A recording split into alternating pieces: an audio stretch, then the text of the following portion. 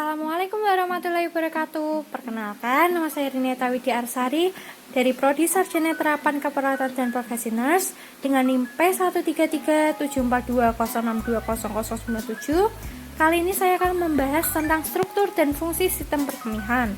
So, let's get start. Sistem perkemihan. Sistem perkemihan atau sistem urinaria adalah suatu sistem organ yang memproduksi urin dan menyalurkannya keluar tubuh.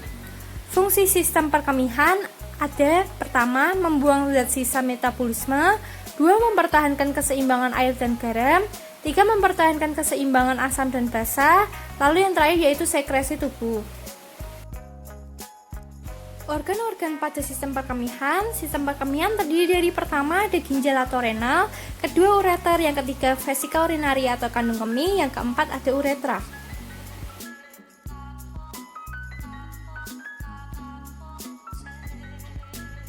Organ-organ pada sistem urinaria. Pertama, ada ginjal. Ginjal merupakan sepasang organ berbentuk seperti kacang, berwarna merah tua. Pada manusia terdapat sepasang ginjal tersusun dari jutaan nefron. Nefron terdiri dari dua bagian utama, yaitu kapsula renal sebagai tempat plasma darah disaring dan tubulus renalis sebagai tempat terbentuknya urin. Lalu untuk bagian-bagian nefron ada glomerulus atau kapsula Bowman, tubulus proksimal, dan terakhir tubulus distal.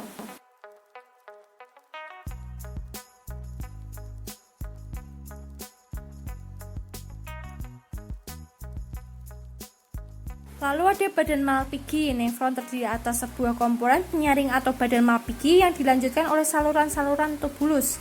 Lalu glomerulus, setiap badan Malpighi mengandung gulungan kapiler darah yang disebut glomerulus yang berada dalam kapsula Bowman.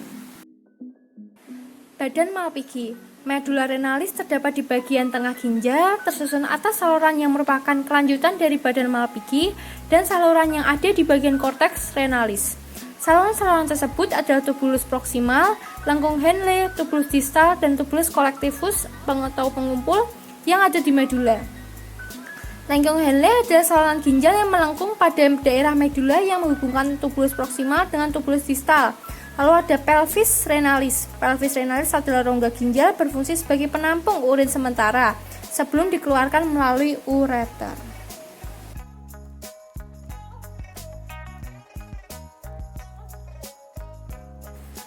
Lalu ada ureter. Ureter adalah sebuah duktus berdinding otot polos yang keluar dari batas medial dekat pangkal arteri dan vena renalis. Terdapat dua buah ureter yang mengalirkan urin dari masing-masing ginjal ke kandung kemih. Lalu ada kandung kemih. Kandung kemih atau vesika urinaria yaitu suatu kantung rongga yang berfungsi menyimpan urin secara temporer. Dapat direnggangkan dan volumenya disesuaikan oleh kontraktil otot polosnya.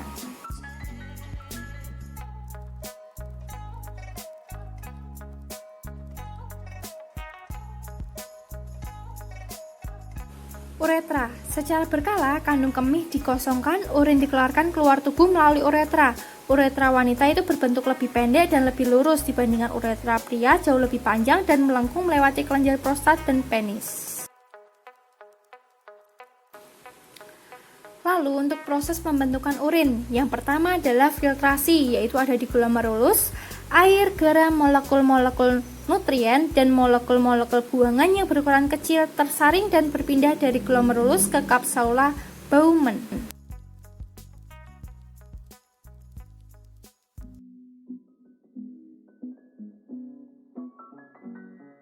Lalu proses yang kedua adalah reabsorpsi. Nutrien seperti glukosa dan asam amino yang masih dibutuhkan tubuh diserap kembali dan masuk ke dalam darah pada tubulus contortus proksimal.